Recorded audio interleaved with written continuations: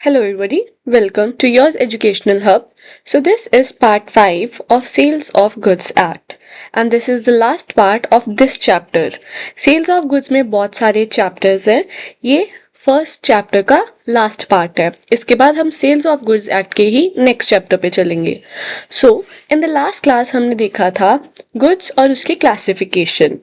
यहाँ पे हम देखेंगे price under the sales of goods act. अब मैंने आपको बताया था कि जब भी हमने सेल करनी होती है तो हम सेल के बदले में कुछ कंसिडरेशन लेते हैं. अगर हम कुछ बेचते हैं तो उसके बदले में हम कुछ लेते हैं, एंड दैट इज मनी और द प्राइस. सो आज हम उस मनी, उस प्राइस के बारे में पढ़ेंगे, राइट? The money consideration for the sale of goods is known as price. जो मनी होती है उसको क्या कंसिडर करते हैं? प्राइस. कंसिडरेशन है ये. Consideration means something in return, and this is section 2 subsection 10. Price is an essential element of the contract of the cell.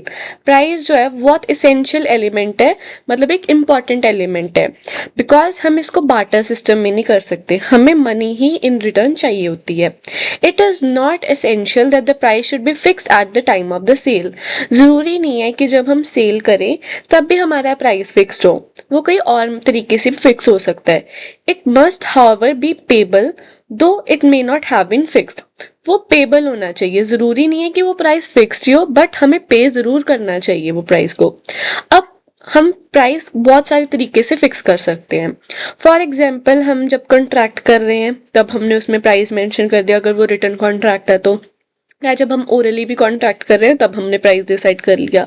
या हम इसको मतलब जब हम डील करते हैं, सपोज मैं किसी शॉपकीपर के पास गई, मैंने उनसे कपड़े लेने थे तो मैं डिस्काउंट वगैरह लेती हूँ. मैं eight the time of contract में डील कर रही हूँ अभी कि मेरे को नहीं सस्ता चाहिए, नहीं, हम जैसे बार्गेनिंग करते हैं. That could be one example.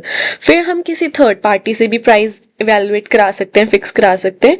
तो ये कुछ मोड्स होते हैं प्राइस को फिक्स करने के. अब हम इन्हीं मोड्स को पढ़ेंगे और ये किसके अंडर आते हैं? सेक्शन 9. सो फर्स्ट मोड क्या है? The price in the contract of sale may be fixed by the contract itself. वो कॉन्ट्रैक्ट में ही फिक्स हो जाना चाहिए. सपोज हम कॉन्ट्रैक्ट कर रहे हैं, हमने कार परचेज की है, उसके कॉन्ट्रैक्ट में ही उसका प्राइस लिखा है. हम मतलब वो कॉन्ट्रैक्ट ने ही उस प्राइस को डिसाइड कर लिया है. This is the most usual mode of fixing the price. ये बहुत यूजुअल है, मतलब मोस्टली प्राइस ऐसे ही फिक्स होता है. The parties are free to fix any price they like to, and the court will not question as to the adequacy of the price. जो parties हैं, जो ए और बी, सेलर एंड बायर है, वो खुद ही आपस में डिसाइड कर लेंगे जो उनको प्राइस सूट होगा.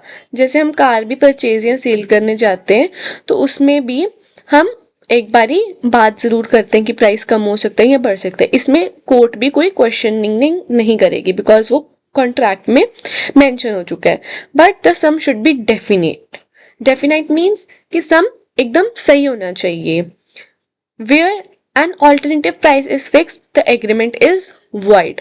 अगर कोई ऑल्टरनेटिव मीन्स हमने कॉन्ट्रैक्ट में ये प्राइस लिख दिया बट एक इसका ऑल्टरनेट प्राइस भी है, तो वो कॉन्ट्रैक्ट नहीं होता, उसमें प्राइस नहीं फिक्स होगा, वो void हो जाएगा. Next, it may be determined in the manner agreed between the parties. अब ये पार्टीज भी डिसाइड कर सकती है. जैसे मैंने आपको क्लोथ की एग्जांपल दी. It may be agreed that the buyer would pay the market price prevailing on the particular date. हम जब बाजार में शॉपिंग करने जाते हैं तो हम 2-3 दुकानों से पूछते चले जाते हैं रेट, ठीक है. सो मैं वही प्राइस देने के लिए रेडी हूँ जो मार्केट में इस टाइम चल रहा है. और the price is to be fixed by the third party, that is the valuer, appointed by the consent of the parties. अब कई केसेस में, ये बाजार वाले केस में ऐसा तो नहीं चलेगा थर्ड पार्टी वैल्यूएट करे, बट सम केसेस में ऐसा होता है कि सेलर और बायर डिसाइड करते हैं कि हम एक बंदा बुलाएंगे और वो प्राइस डिसाइड करेगा, जो भी सारी इवैल्यूएशन करके कि मार्केट में क्या प्राइस चल रहा है, क्या इसका रीजनेबल प्राइस होगा, वो बंदा प्राइस डिसाइड करेगा, appointed by the consent of the parties.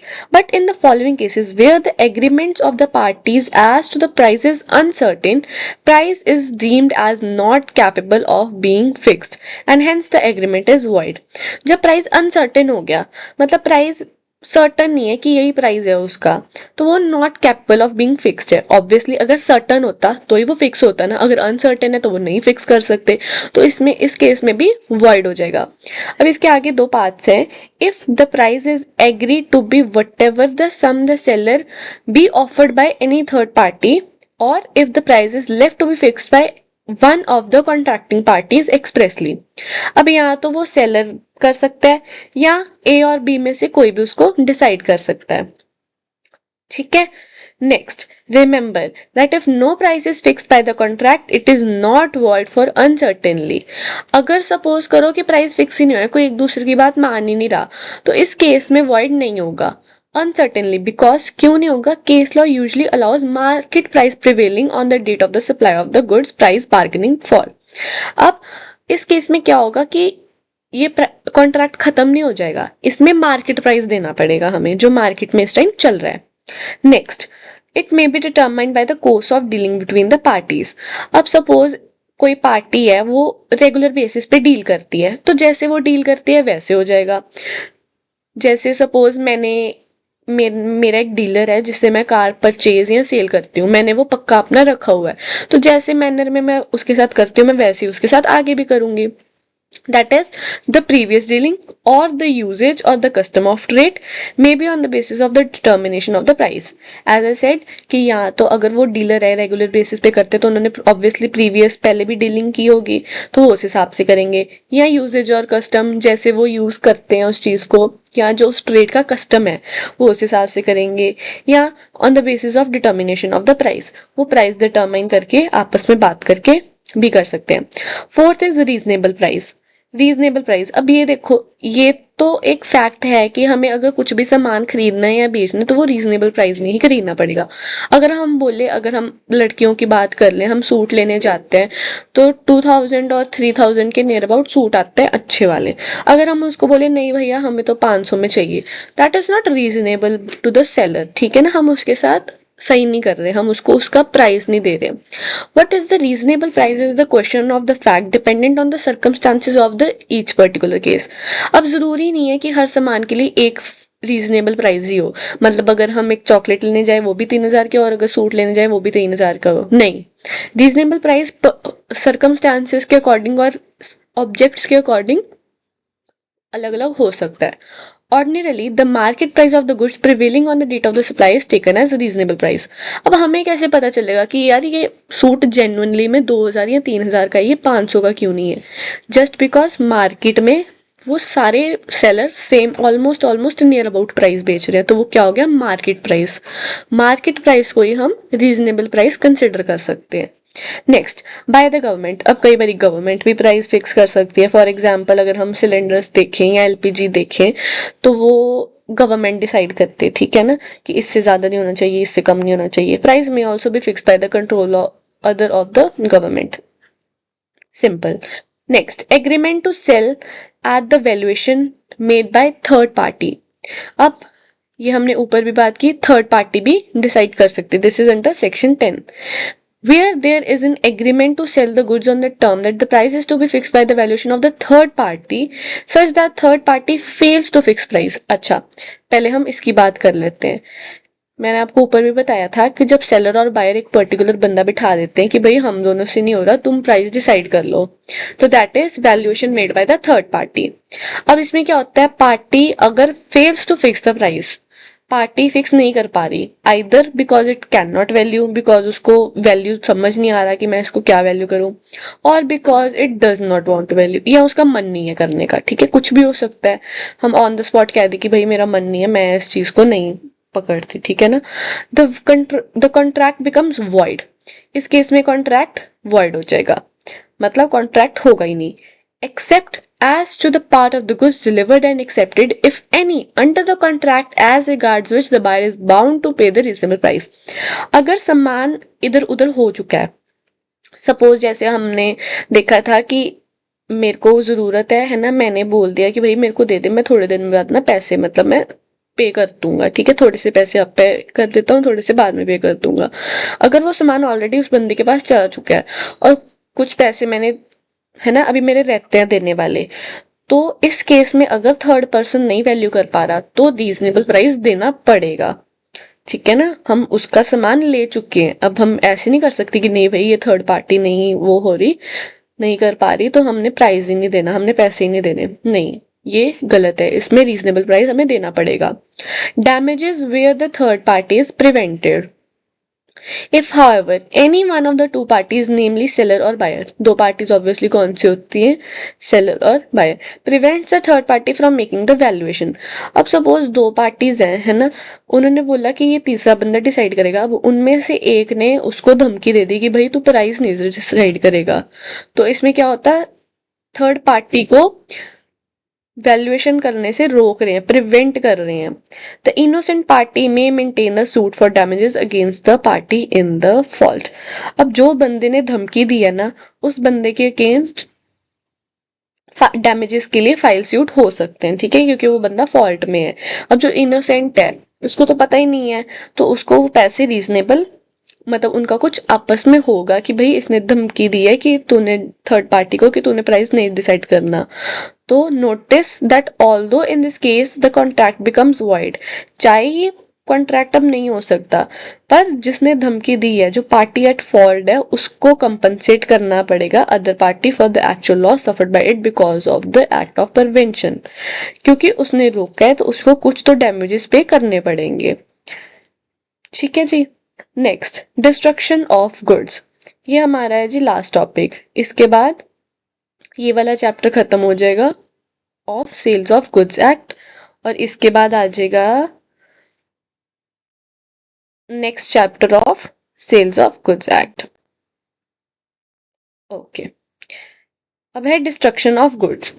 अगर गुड्स डिस्ट्रॉय हो जाती हैं उसका इफेक्ट क्या होगा, the effects of destruction of specific goods, ये हमने ऊपर बात की थी।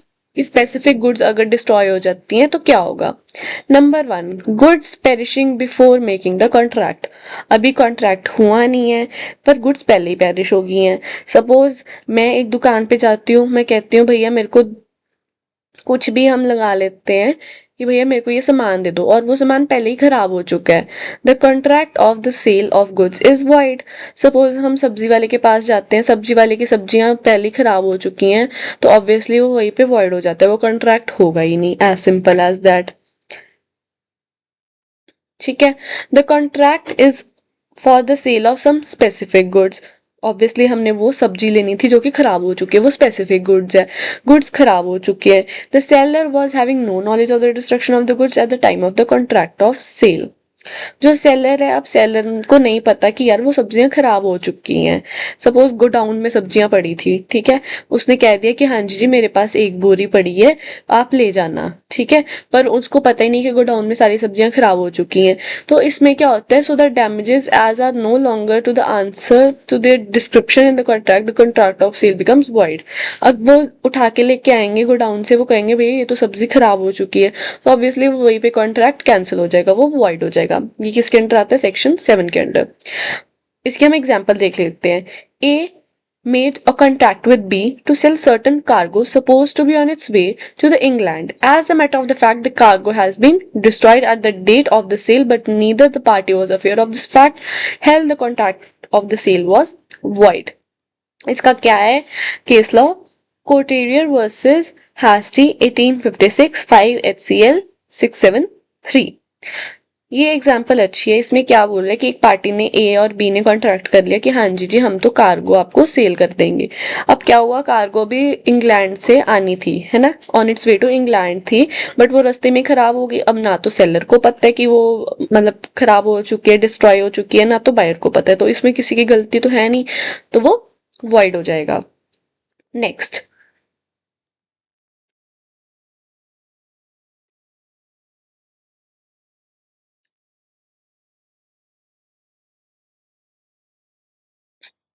Goods perishing after the agreement to sell but before the sale. ये हमने ऊपर पढ़ा था। एग्रीमेंट टू सेल क्या होता है, जिसमें एक कंडीशन लग जाती है जो फ्यूचर डेट में होगा, और सेल जब हम ऑन द स्पॉट हम सामान ले दे सकते हैं, ठीक है। अब क्या हुआ कि एग्रीमेंट टू सेल के बाद जब हमने एग्रीमेंट कर लिया, ए ने बी को बोला कि मैं तेरे को 1 महीने बाद ये सामान दूंगा, बट अभी वो सेल नहीं हुआ था, अभी जस्ट एग्रीमेंट टू सेल हुआ था, तो वो क्या होगा कि अब इसके बीच में गुड्स खराब हो गए, तो क्या होगा, subsequently the goods have been perished, there is no fault on the part of the buyer और the seller in perishing the goods. अब उन्होंने, सपोज करो एक हॉर्स की एग्जाम्पल है, ये लो नीचे दी हुई है हॉर्स की एग्जाम्पल, हम इसको पढ़ के फिर मैं आपको समझाती हूँ। A horse was delivered at the upon the trial for 10 days. However, the horse died on the 10th day without the fault of the buyer or the seller. Hell, the seller must bear the loss as the contract was void. अब क्या हुआ जी कि ए के पास horse था, उसको मतलब उसने लिया हुआ था ट्रायल के लिए, ठीक है, 10 दिन बाद हॉर्स मर गया, अब हमने तो मारा नहीं, ठीक है ना, वो खुद मरा है, तो मेरी तो गलती है नहीं भाई, मैंने थोड़ी मारा है, तो वो सेलर को ही बेयर करने पड़ेंगे लॉसेस। हम अब सेलर ये नहीं बोल सकता कि नहीं नहीं तेरे पास आ, तूने ट्रायल के लिए लिया था, तूने मारा है, नहीं, नहीं हो सकता वो, तो इसमें क्या होगा, सेलर को ही लॉस बेयर करना पड़ेगा और वो कॉन्ट्रैक्ट वॉइड हो जाएगा। नेक्स्ट है सेक्शन 11, इसमें सिर्फ 2 ही पॉइंट्स हैं बट ये बहुत इंपॉर्टेंट है, ठीक है, हम इसको देखते हैं। टाइम।